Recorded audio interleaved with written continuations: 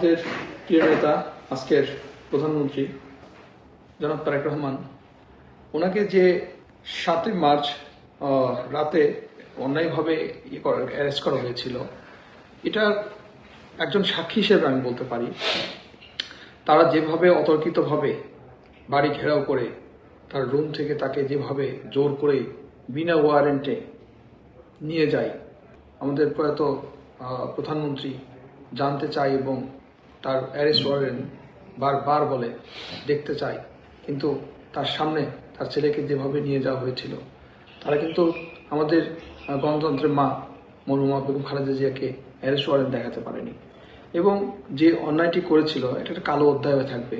এটা আমাদের বুকের মধ্যে একটি কালো দাগ হয়ে আছে। আমিও তো বাড়িতে ছিলাম না, ওই বাড়িতে ছিলাম না, কিন্তু ফোনে সবসময় যোগাযোগ হচ্ছিল।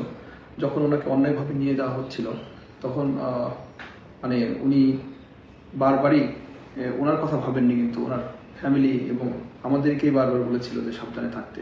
7ই মার্চ যে ওনাকে যেভাবে অন্যায়ভাবে নিয়ে যাওয়া হয়েছিল, যেভাবে ওনার বিরুদ্ধে যে বিনা ওয়ারেন্ট এবং বিনা মামলায় অ্যারেস্ট করা হয়েছিল, এটি একটি কালো অধ্যায় হয়ে থাকবে আমাদের কাছে।